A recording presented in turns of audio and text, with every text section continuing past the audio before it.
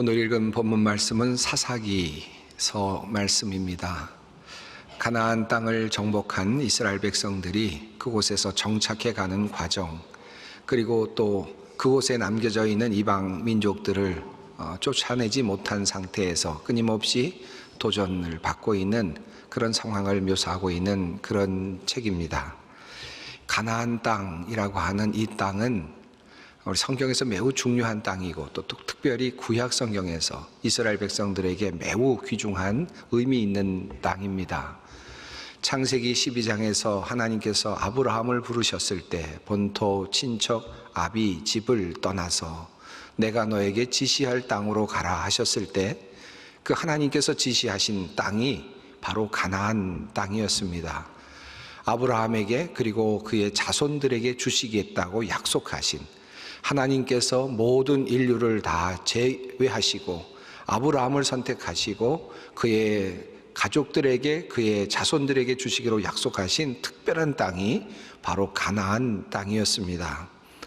그러나 그 가나안 땅은 오랫동안 이스라엘 백성들에게는 아주 남겨져 있는, 갈 수 없는 그런 장소였습니다. 오랫동안 이스라엘 백성들은 애굽에 머무르면서 가나안 땅을 계속해서 기다려야만 했습니다. 430여 년 동안 이스라엘 백성들은 애굽에 머물면서 노예 생활을 하면서 가나안으로 돌아갈 날을 꿈꾸고 있었습니다. 하나님께서 그 약속을 지키시고 모세를 선택하시고 그리고 이스라엘 백성들을 이끌어 내시려고 할 때 모세에게 하나님께서 하신 말씀이 이렇습니다. 내가 내려가서 그들을 애굽인의 손에서 건져내고 그들을 그 땅에서 인도하여 아름답고 광대한 땅, 젖과 꿀이 흐르는 땅, 곧 가나안 족속, 헷 족속, 아모리 족속, 브리스 족속, 히위 족속, 여부스 족속의 지방에 데려가려 하노라. 정말 오랫동안 기다린 하나님의 계획이 이제 이루어지는 순간이었습니다. 하나님께서는 오래전에 아브라함에게 약속하신 그 땅, 그 가나안 땅을 이제 이스라엘 백성들에게 주시겠다고 그렇게 약속하신 그 땅, 그 땅에 이스라엘 백성들을 인도하시겠다고 말씀을 하셨습니다. 젖과 꿀이 흐르는 땅, 얼마나 좋으면 하나님께서 그렇게 말씀하셨을까요? 얼마나 좋으면 애굽 땅보다 좋을까요? 이집트, 그곳은 문명이 발생했고 또 문명이 찬란하게 그렇게 번영하고 있었던 그런 땅이었습니다. 어찌 그것보다 더 좋은 땅이 있을 수 있겠습니까? 그런데 애굽 땅에서 그 이집트에서 430여 년을 살아온 이스라엘 백성들을 이끌어내시겠다고 말씀하시면서 내가 이스라엘 백성을 젖과 꿀이 흐르는 땅으로 인도하겠다라고 그렇게 말씀하셨습니다. 아마 모세도 그리고 이스라엘 백성들도 꿈에 부풀었을지도 모르겠습니다. 이스라엘 백성들이 애굽에서 나온 후에, 그러나 하나님께서는 그들을 바로 그 가나안 땅, 약속의 땅으로 이끌지 않으셨습니다. 그들을 광야에 두셨고 사실 40년 동안 그들은 광야에서 고된 훈련을 받아야만 했습니다. 약속의 땅에 들어갈 수 있었던 사람은 그 애굽 땅을 나온 사람들 중에서 단 2사람밖에는 없었습니다. 모두 다 광야에서 죽어야만 하였습니다. 모두 다 그 약속의 땅에 들어갈 자격을 잃어버린 실격된 사람들이 되고 말았습니다. 광야에서 40년 동안의 긴 시간을 거친 후에 하나님께서는 이스라엘 백성들을 그곳에서 훈련시키시면서 이제 마지막으로 이제 이스라엘 백성들을 가나안 땅으로 이끌어 가시게 됩니다. 여호수아를 앞세우고 그리고 언약궤를 앞세우고 그리고 요단을 건널 때 하나님께서는 여호수아를 통하여 이렇게 말씀하십니다. 여호수아가 이스라엘 자손에게 이르되 이리 와서 너희 하나님 여호와의 말씀을 들으라 하고 또 말하되 살아계신 하나님이 너희 가운데 계시사 가나안 족속과 헷 족속과 히위 족속과 브리스 족속과 기르가스 족속과 아모리 족속과 여부스 족속을 너희 앞에서 반드시 쫓아내실 줄을 이것으로써 너희가 알리라. 하나님께서는 이스라엘 백성들이 요단을 건널 때 언약궤를 앞서가게 하시면서 언약궤가 앞서갈 때 요단강에 물이 멈추는 기적을 보여주셨습니다. 그 기적을 보여주시면서 하나님께서 약속하신 말씀이 바로 이 말씀입니다. 모든 민족들을 다 쫓아내게 될 것이다. 이것이 증거가 될 것이다 라고 하는 말씀이었습니다. 하나님께서 놀라운 기적을 보여주시면서 약속하신 그 약속이니 얼마나 참된 약속이겠습니까? 요단강의 물이 멈추어 서늘 만큼의 기적을 보여주시면서 하신 하나님의 약속이니 얼마나 멋진 약속입니까? 이루어질 가능성이 얼마나 높은 그런 약속이었겠습니까? 그런 기대를 가지고 이스라엘 백성들이 요단을 넘었고 가나안 땅으로 들어갔습니다. 약속의 땅을 선물로 받았습니다. 그런데 그 약속의 땅에는 가나안 사람들이 아직 머물러 있었습니다. 이스라엘 백성들은 그 가나안에 있는 백성들을 쫓아내지 못했다고 여호수아와 사사기는 우리들에게 전하고 있습니다. 여호수아서 15장의 말씀입니다. 예루살렘 주민 여부스 족속을 유다 자손이 쫓아내지 못하였으므로 여부스 족속이 오늘까지 유다 자손과 함께 예루살렘에 거주하니라. 하나님께서 여부스 족속을 반드시 쫓아낼 것이다, 이것이 증거다라고 그렇게까지 말씀하셨는데, 그러한 기대에도 불구하고 이스라엘은 들어가서 여부스 족속을 그만 쫓아내지 못했다는 것입니다. 이것이 가나안 땅의 현실이었습니다. 정복한 땅의 현실이었습니다. 사사기서도 처음부터 그와 같은 사실을 우리에게 알려주고 있습니다. 1장 29절 말씀입니다. 에브라임이 게셀에 거주하는 가나안 족속을 쫓아내지 못하매 가나안 족속이 게셀에서 그들 중에 거주하였더라. 21절 말씀입니다. 베냐민 자손은 예루살렘에 거주하는 여부스 족속을 쫓아내지 못하였으므로 여부스 족속이 베냐민 자손과 함께 오늘까지 예루살렘에 거주하니라. 여기에서 우리는 이런 질문을 갖게 됩니다. 하나님은 왜 이렇게 하시는가? 그토록 어렵게 가나안 땅을 이스라엘 백성들에게 선물로 주셨는데 광야에서 40년 동안이나 훈련을 시키셨고, 그리고 또다시 새로운 민족을 이루셔서, 그리고 약속을 믿는 그런 위대한 사람들 여호수아와 갈렙을 앞세우고 그렇게 해서 가나안 땅을 정복하게 하셨는데, 하나님께서는 왜 이렇게 하시는가? 모든 족속들을 다 물리치시고 몰아내게 하시고 깨끗한 땅, 완전한 땅을 그들로 점령하게 하셔서 그들이 오직 그곳에서 하나님만을 섬기며 하나님께 영광을 돌리며 살도록 하셨으면 얼마나 좋았을까 하는 그런 질문을 하게 됩니다. 그러나 하나님께서는 가나안 땅을 그들에게 열어주셨고, 그리고 약속의 땅이라고 그들을 들어가도록 하여 주셨지만, 그러나 그곳에는 여전히 가나안 백성들이 살고 있었습니다. 어정쩡한, 어중간한 점령이었습니다. 완전히 땅을 얻지 못한 상태로 그렇게 살아가야 하는 현실이 도래했습니다. 하나님께서는 이스라엘 백성들을 완전히 비어있는 공간으로서의 가나안 땅을 이스라엘 백성들에게 선물로 주시지 않았습니다. 왜 그렇게 하셨을까요? 거기에는 몇 가지 이유가 있었습니다. 첫 번째 이유는 이스라엘 백성들이 들어가서 모든 민족을 몰아내게 되면 그곳에 급격한 변화가 일어나서 혼란이 일어날 수 있었음을 아셨기 때문입니다. 신명기서는 이 이야기를 우리들에게 잘 전해주고 있습니다. 내 하나님 여호와께서 이 민족들을 내 앞에서 조금씩 쫓아내시리니 너는 그들을 급히 멸하지 말라. 들짐승이 번성하여 너를 해할까 하노라. 내 하나님 여호와께서 그들을 내게 넘기시고 그들을 크게 혼란하게 하여 마침내 진멸하시고 그들의 왕들을 내 손에 넘기시리니 너는 그들의 이름을 천하에서 제하여 버리라. 너를 당할 자가 없이 내가 마침내 그들을 진멸하리라. 하나님의 기본 계획은 이런 것이었습니다. 이미 약속의 땅 가나안 땅을 이스라엘 백성들에게 주셨습니다. 그러나 아직 그들을 완전히 가나안 백성들을 쫓아내지는 못하게 하셨습니다. 차츰 조금씩 쫓아내겠다라는 것이 하나님의 계획이었습니다. 만약에 그들을 한꺼번에 쫓아내게 된다면 그곳에, 그 빈 공간에 들짐승들이 들어오게 될 것이고 그 공간을 통제할 수 없을 것이다 라고 하는 하나님의 생각 때문이었습니다. 그래서 다른 것들이 번성하게 하지 못하도록, 땅을 경작할 사람이 없지 않도록 그렇게 하나님께서 배려를 하신 것입니다.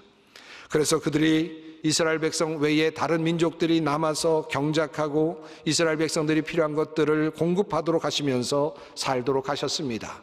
점차 이스라엘 백성들이 강성해지면 하나님께서 때에 따라서 조금씩 그들을 쫓아내실 것이다 라고 하는 것이 하나님의 계획이셨습니다. 그러므로 하나님께서 이스라엘 백성들 사이에 가나안 땅에 다른 민족을 내어두신 이유는 이스라엘 백성들의 삶을 보다 더 온전하게 하기 위함이었습니다. 사사기 내용을 보면 이방 민족들이 그들의 종이 되어 섬겼다라는 내용이 많이 나옵니다. 바로 하나님의 의도가 그 안에 담겨 있었습니다. 그런데 하나님께서는 이렇게 가나안 땅을 이스라엘 백성들에게 선물로 주시면서 가나안 백성들을 완전히 나가도록 하지 않으시면서 이스라엘 백성들을 그렇게 배려하셨는데, 그러면서 한 가지 약속, 한 가지 명령을 이스라엘에게 내리셨습니다. 이스라엘 백성들이 이방 사람들과 함께 살지만 결국 그들도 쫓아내실 터인데, 그러려면 한 가지 조건이 있다라는 것입니다. 이 말씀은 여호수아가 죽기 전에 유언처럼 전하는 그 말씀 가운데 잘 드러나고 있습니다. 그러므로 스스로 조심하여 너희 하나님 여호와를 사랑하라.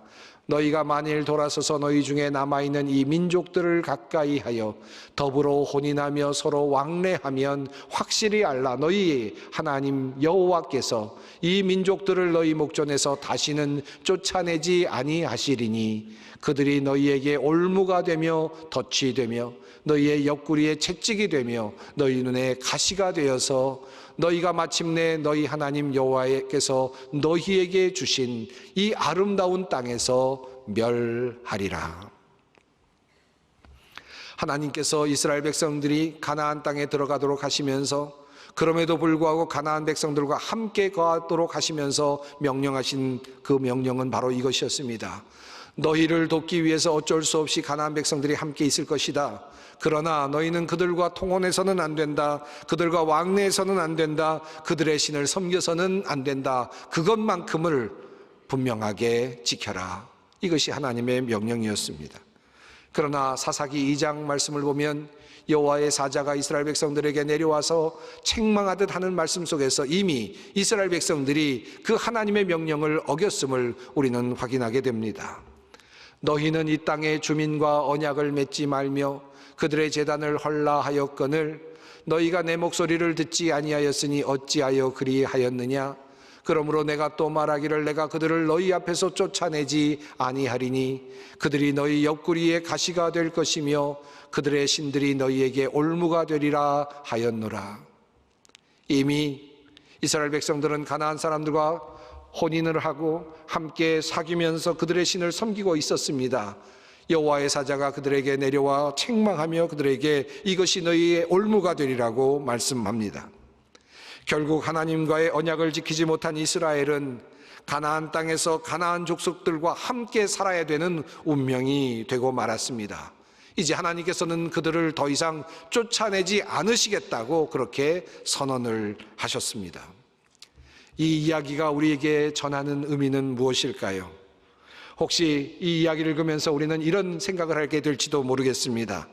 하나님께서 그렇게 좋은 곳이라고 말씀하시면서 데려온 바로 그 가나안 땅, 이스라엘 백성들에게 주신 그 가나안 땅, 너무나도 귀한 약속의 땅, 그런데 하나님께서는 그 약속의 땅을 이스라엘 백성들에게 온전하게 넘겨주시지 못했구나. 하나님은 그런 분이시다. 어찌 하나님께서 이스라엘 백성들에게 그렇게 그것을 주실 수 있는 능력이 있었을까? 하나님은 결국 그럴 수밖에 없는 정도의 분이다. 그런 생각을 하게 될지도 모르겠습니다. 결국 그런 거야. 이 세상에 하나님이 다스리시는 땅이 어디 있겠어? 하나님께서 온전히 내어주시는 그런 파라다이스 같은 그런 공간이 어디 있겠어? 결국 하나님만 섬기는 그런 땅이 어디 있겠어? 결국은 그곳에도 또 다른 민족이 살고 하나님은 그러한 땅을 온전하게 이스라엘 백성들, 자기 백성들에게 주실 수 있는 능력이 없으시다. 하나님은 결국 그런 분이다. 우리가 속은 것이다. 어쩌면 이 이야기를 통해서 이런 결론을 얻게 되는 분들도 있을지도 모르겠습니다. 하나님은 사실 이 땅에서 이스라엘 백성들이 하나님만을 섬기며 살기를 원하셨습니다. 그래서 하나님께서는 아브라함을 선택하셨고, 그리고 이스라엘 백성들을 선택하셨습니다. 그리고 그들을 적과 꿀이 흐르는 땅으로 인도하셔서 그들만의 하나님이 되시기를 원하셨습니다. 출애굽이 출발점이었지만 그것만으로 이스라엘 백성들이 하나님의 백성이 되기에는 역부족이었습니다. 그래서 하나님께서는 이스라엘 백성들을 광야에 멈추시고 40년 동안 훈련하시면서 그들을 완전히 바꾸어 내셨습니다. 두 사람 외에는 모든 사람들이 그곳에서 태어나게 하시면서 하나님의 자녀들로 다시 바꾸어 내셨습니다.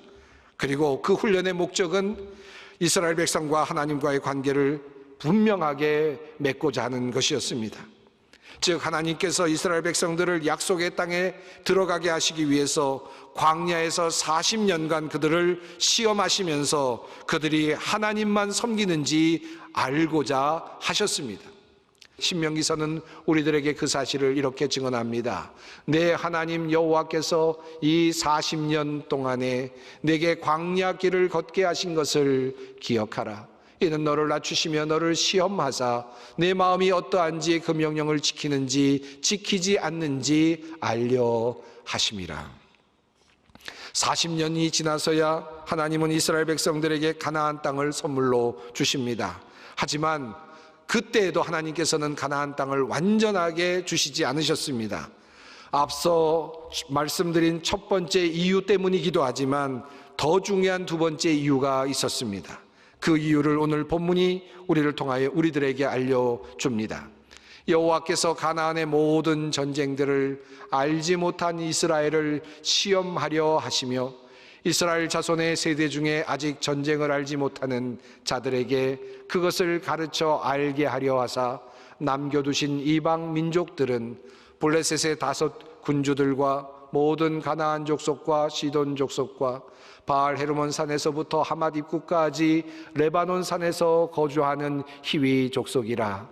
남겨두신 이 이방 민족들로 이스라엘을 시험하사 여호와께서 모세를 통하여 그들의 조상에게 이르신 명령들을 순종하는지 알고자 하셨더라.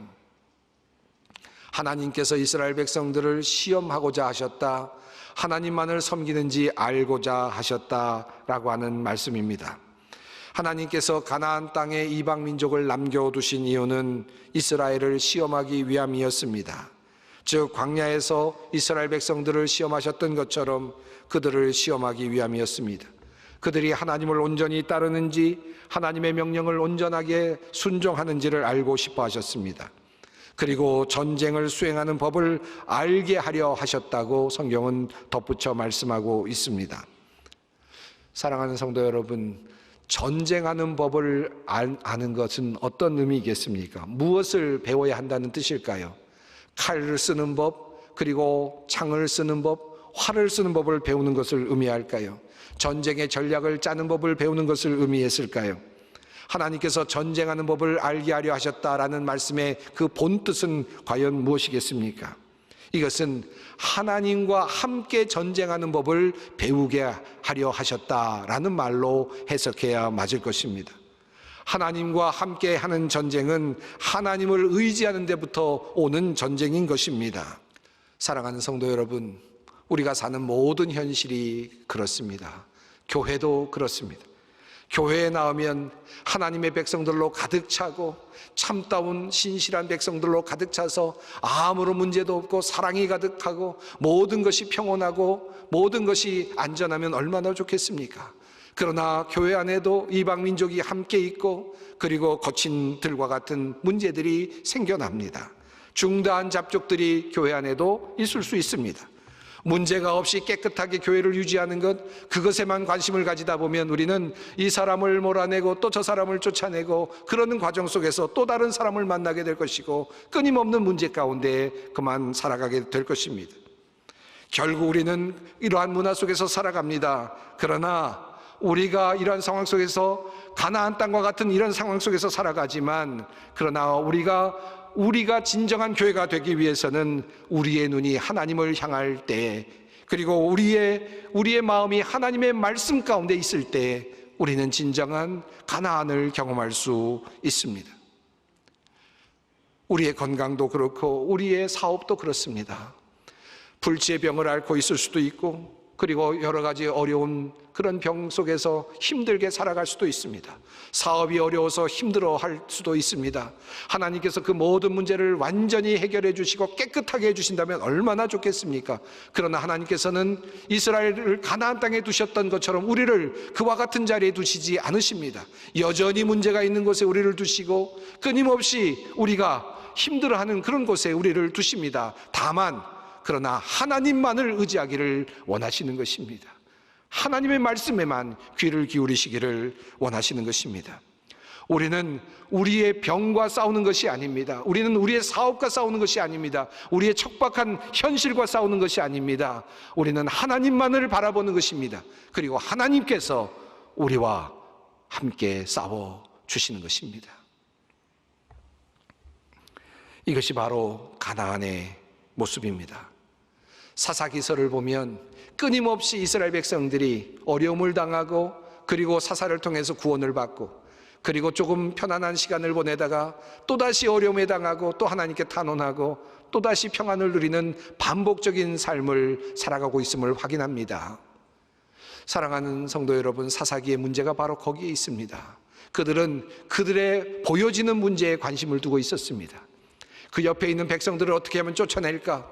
그 사람들의 세력을 어떻게 하면 약화시킬까? 그들의 세력이 강해지면 그들은 그들의 노예가 되어서 힘들게 살아갈 수밖에 없었고, 이스라엘 백성들의 힘이 커지면 그들을 지배하며 살아갈 수 있었습니다.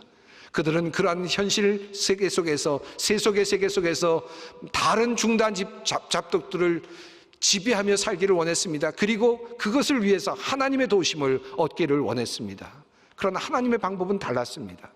하나님은 그들과 함께 살지만 하나님만 바라보며 살기를 원하셨습니다. 블레셋 사람이 물러가면 그들은 또다시 평안을 누리는 듯 했지만 미디안 사람들이 그들에게 와서 그들을 지배했고, 그들을 또 기도해서 또 물리치게 되면 또 모압 사람들이 와서 그들을 지배했습니다. 끊임없는 그런 삶의 연속이었습니다. 그 방식의 삶의 구조 속에서는 우리는 진정한 행복을, 진정한 평안을 누릴 수 없습니다. 주님께서 오늘 이 가나안 땅의 이야기 속에서 우리에게 주시는 귀한 말씀이 있습니다. 하나님만을 바라보기를, 주님만을 바라보기를, 그리고 주님만을 바라볼 때 내 옆에 있는 모든 문제들이, 그 많은 문제들이 어떻게 사라지는지를 볼 수 있기를 주님께서는 오늘도 우리에게 요청하고 계십니다. 가나안 땅, 약속의 땅, 젖과 꿀이 흐르는 땅, 그 땅은 결코 우리가 혼자 누리는 땅이 아닙니다. 적들과 함께, 중다한 잡독들과 함께 있는 곳입니다. 그러나 그곳에서 우리는 주님께서 주시는 젖과 꿀을 맛볼 수 있을 것입니다. 우리 주님께서는 우리 모두가 이 약속의 땅에 들어가 참된 안식을 누리며 살기를 원하십니다.